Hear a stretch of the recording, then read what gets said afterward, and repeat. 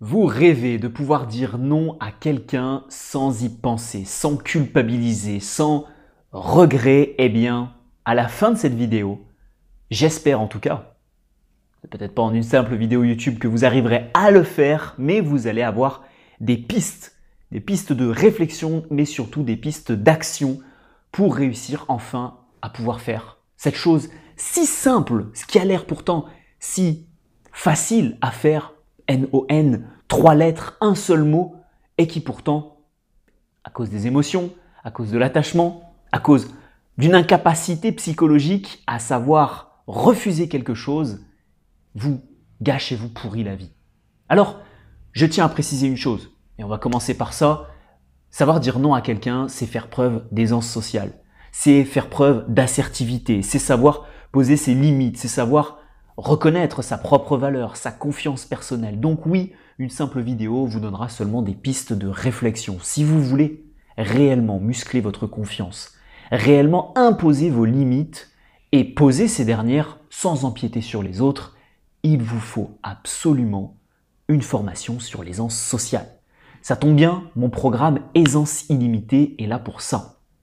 En 8 semaines, vous allez apprendre les codes, les habitudes, les défis, les clés des personnes charismatiques. Vous allez aussi comprendre davantage les dynamiques sociales. Vous allez pouvoir vous imposer, vous affirmer face à des manipulateurs, à des séducteurs, à des personnes gênantes socialement, à des personnes qui cherchent à vous influencer dans la vie de tous les jours. Ce programme est vraiment conçu pour les plus timides, mais également pour ceux qui veulent parfaire leur aisance en toutes circonstances. 8 semaines pour changer son aisance sociale, c'est la promesse de ce programme qui se retrouvera dans la description de cette vidéo. Plus de 200-250 élèves à ce programme. Depuis plus de 5 ans maintenant, c'est un des plus anciens programmes de ma boutique, mais c'est également un programme qui a été mis à jour très récemment. Je ne peux donc que vous inviter à suivre ce dernier et on est parti pour les 10 conseils pour savoir dire non à quelqu'un sans culpabiliser.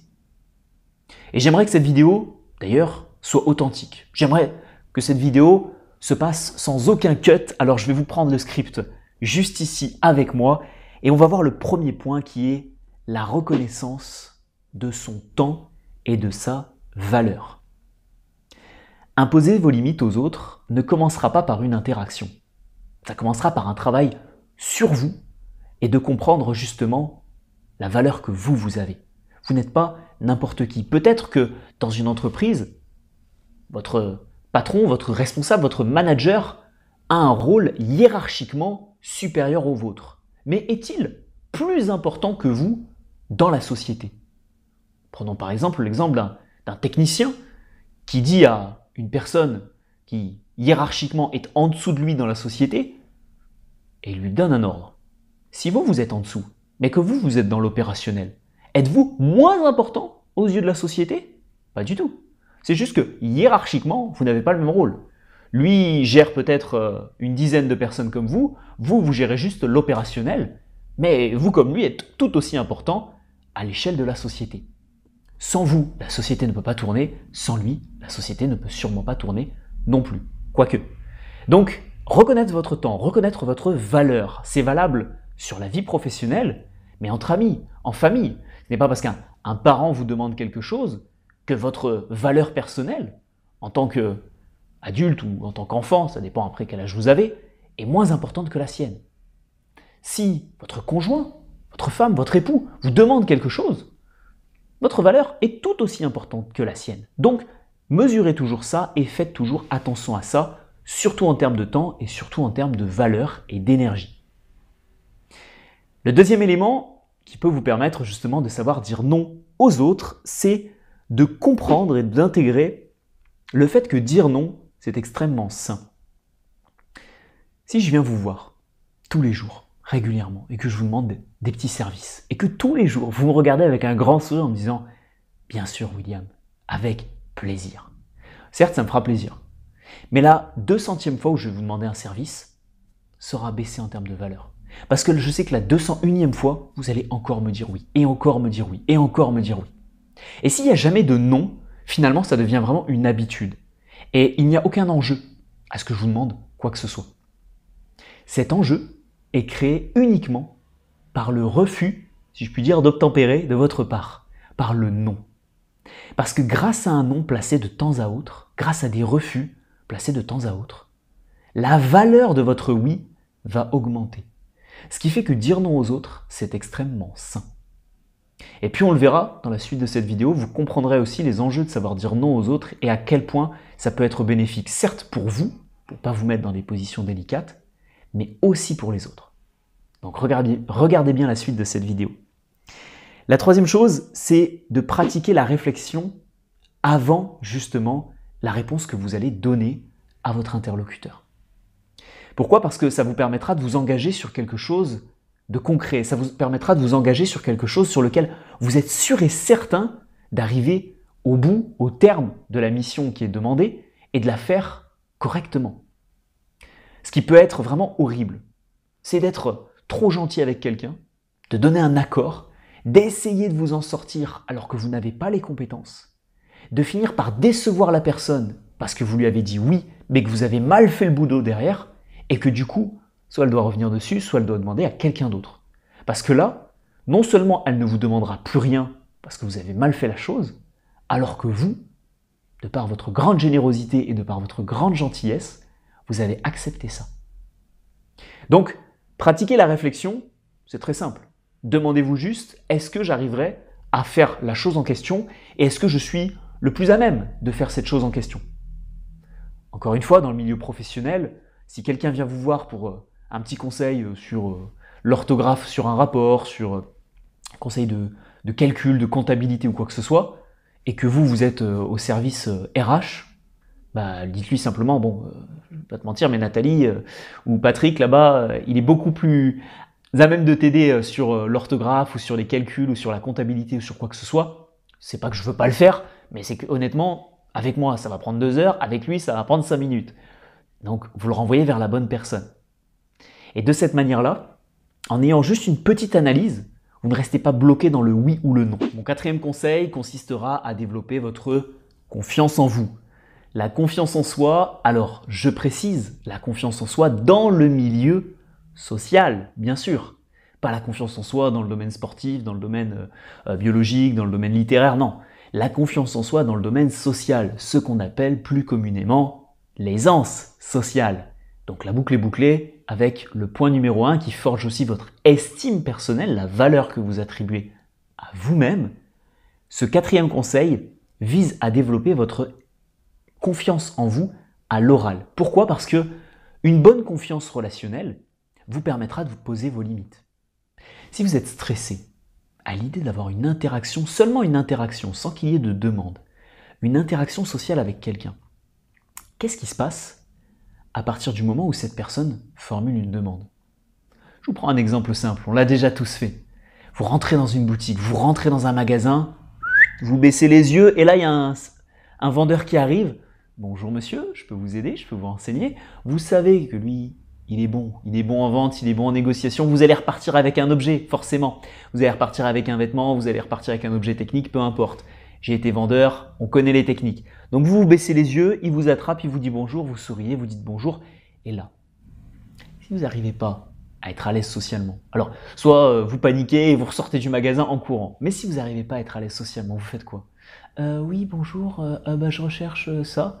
Eh ben venez avec moi, je vais vous montrer. Et là, il vous amène, et puis là, il vous dit c'est ce produit-là qu'il vous faut. Et là, vous faites ouais, d'accord. Et là, vous n'osez pas dire bah non, je ne vais pas l'acheter en fait, je veux pas l'acheter. Vous faites oui, bon, je vais le prendre, ouais. Et là, vous repartez avec un achat de 20, 30, 50, 100, 500 euros. On ne sait pas dans quelle boutique vous êtes. Et donc, forcément, bon, si vous avez ce problème-là, évitez les boutiques de luxe. Un petit conseil, vous en faites ce que vous voulez. Mais en tout cas, vous repartez, vous rentrez chez vous avec l'objet en question. Donc, cette confiance, cette aisance à l'oral, ça va dire, bah, écoutez, bonjour monsieur, je vais faire un petit tour dans la boutique, je vais regarder un petit peu ce que vous avez. Il n'y a même pas besoin de dire non, c'est même pas une demande que lui vous formule, c'est une question. Mais cette aisance à l'oral vous permet déjà d'éviter ce genre de problème. Donc, façonnez votre aisance sociale, mettez-vous dans des situations où votre aisance sociale est mise à rude épreuve, je dirais, ou suivez mon module aisance illimitée sur 8 semaines pour travailler cette compétence. Pour ce qui est du cinquième point, c'est une visualisation positive de vos compétences actuelles. La visualisation positive de vos compétences, ça va vous permettre de maximiser les résultats d'un nom. Alors, vous pouvez schématiser tout ça, vous pouvez inventer des scénarios de tout ça.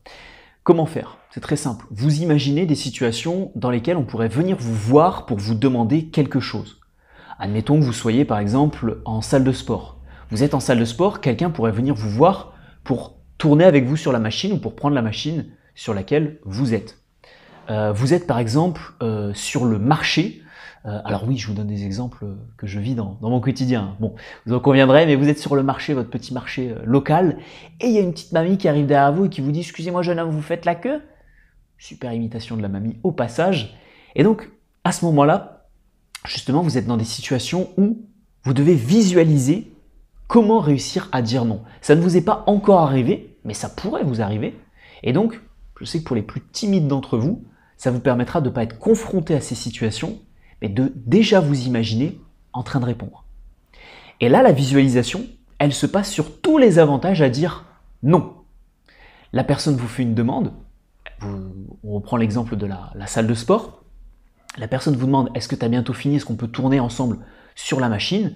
Vous allez lui dire « Non, on ne peut pas tourner. » Quels sont les avantages? Le premier, c'est que vous allez pouvoir finir tranquillement sans d'être obligé de régler la machine, etc. avec la personne. Le deuxième avantage, c'est que vous restez dans une zone et puis vous n'avez pas besoin de tourner dessus parce que vous êtes deux et donc vous allez être un petit peu proche, etc. Ça peut être gênant. 3, si c'est un homme et que vous êtes une femme et que vous êtes gêné ou l'inverse, peu importe, ça peut être gênant aussi. Donc vous allez vraiment empiler tous les avantages à opérer justement un refus et vous allez vous visualiser en train de faire ça. Donc première visualisation sur des scénarios qui pourraient arriver, deuxième visualisation, quand les scénarios arrivent, comment justement vous pouvez formuler un nom et quels seraient les avantages de ce nom. Le sixième conseil, on arrive bientôt au conseil où je vais vous apprendre justement les meilleures phrases pour réussir à refuser quelque chose à quelqu'un. Le sixième conseil, c'est d'apprendre avec l'expérience. En fait, cette fois-ci, à chaque fois que vous allez avoir des demandes, je vous invite à utiliser un exercice très simple qui est le carnet, le carnet de notes, soit sur votre téléphone, soit sur un vrai carnet, soit le soir en allant vous coucher, peu importe, de stacker, donc d'empiler tous les refus ou toutes les demandes qui sont faites à votre égard. Et grâce à l'expérience, vous allez voir le nombre de fois où vous arrivez à dire non aux autres. Alors, il ne s'agira pas de dire non aux autres en permanence et tout le temps, mais en tout cas, il s'agira de voir si vous arrivez de plus en plus à le faire, si vous arrivez à progresser à ce niveau-là. Comment vous vous sentez à la fin de chaque oui ou de chaque non? Est-ce que c'était vraiment un oui profond et ça vous a fait plaisir? Est-ce que c'était un semi-oui? Est-ce que c'était un non sérieux? Est-ce que c'était un non mais je l'ai regretté après? Prenez un maximum de notes là-dessus. Parce que même si le titre de la vidéo peut paraître simple, dire non à quelqu'un, j'ai quand même rajouté cette notion de sans regret ou sans culpabiliser par la suite. Et ça, c'est purement quelque chose qui est dans votre état d'esprit. Donc prenez des notes sur la manière dont vous vous êtes senti après ce refus ou après cet accord. Pour ce qui est du septième point, on arrive cette fois-ci aux phrases. Refus et expression polie. Utilisez une phrase simple. Je vous remercie pour l'offre, mais je dois la décliner pour le moment. Cela semble intéressant, mais je ne peux pas m'engager actuellement. Voilà un moyen simple de refuser de manière polie, sans se justifier. Vous n'avez pas besoin derrière de dire parce que ceci, parce que cela. Si la personne vous demande, je n'ai pas derrière à me justifier. Ben, je ne dois pas me justifier. J'espère que je vous mettrai le petit mème sur le montage. Huitième stratégie, la tournure un petit peu. Vous allez refuser quelque chose sans réellement fermer la porte. Alors, ça vous pouvez le faire, mais uniquement dans des cas de figure avec des personnes que vous connaissez. Si c'est vraiment un appel de vente avec quelqu'un, si c'est vraiment quelqu'un que vous ne connaissez pas, utilisez la stratégie précédente. Si vous voulez laisser quand même la porte un tout petit peu ouverte, je ne peux pas le faire en ce moment, mais reviens vers moi d'ici un mois et demi, dans le temps, si ce n'est pas pressé, et là je pourrais répondre positivement à ta demande. Ou ça semble intéressant, non, ça j'ai sauté, c'est je ne suis pas la bonne personne pour cela, mais tu peux demander, comme on l'a vu précédemment, je te recommande quelqu'un d'autre, je te recommande telle ou telle personne. La 9e stratégie, c'est cette fois-ci de poser vos limites avec votre interlocuteur. Et là, vous allez lui dire simplement « J'apprécie énormément que tu penses à moi pour résoudre cette tâche, pour répondre à ta demande, mais je ne participe pas du tout à ce type d'activité. Et je ne fais pas du tout ce type de projet. Donc, pour moi, ça dépasse mes limites personnelles, professionnelles, ça dépasse mes valeurs. Je ne suis pas du tout branché sur ce secteur d'activité-là. Donc là, on est en dehors de ma zone de confort, on est en dehors de mon champ d'expertise, de mon état de flow, comme certains aiment bien le dire. Donc là, je ne peux pas. Là, vous posez clairement vos limites et vous lui dites qu'il en est en dehors. Et puis le 10e conseil, c'est vraiment un refus direct et courtois, cette fois-ci en jouant la carte, en jouant carte sur table et en jouant la carte de la transparence. Merci de penser à moi, mais je vais devoir te dire non. Aussi simple que ça. Ou alors c'est gentil de me proposer, mais je vais passer mon tour totalement pour cette fois. Je préfère te le dire.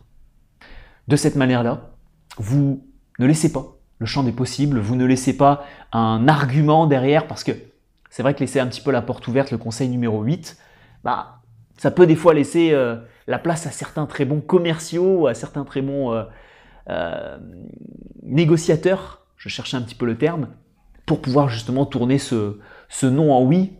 Les très bons négociateurs préfèrent commencer d'abord par un non, comme ça le oui a encore un peu plus de valeur à leurs yeux. En tout état de cause, j'espère au sein de cette vidéo vous avoir éclairé sur le fait de refuser quelque chose à quelqu'un. Il y a une grande partie, je suis allé assez vite sur la fin de cette vidéo, sur les mots à utiliser, les refus, les peut-être plus tard, les on verra, les non, tout court, le champ d'expertise, ok.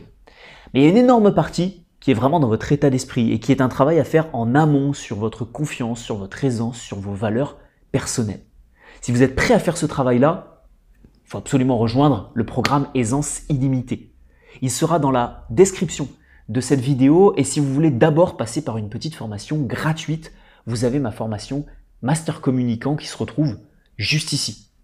J'ai malencontreusement fermé l'ordinateur, je vais le réouvrir pour pouvoir vous donner le titre de la prochaine vidéo de dimanche prochain. Dimanche, on voit 12 moyens différents pour améliorer son art oratoire. Ça va forcément vous plaire si vous voulez apprendre à mieux vous exprimer, mieux communiquer avec les autres. Donc pour ce faire, rien de mieux que de s'abonner à cette chaîne YouTube avant la fin d'année. J'espère en tout cas vous avoir aidé, j'espère vous retrouver très prochainement sur Aisance Illimitée et je vous dis à dimanche prochain.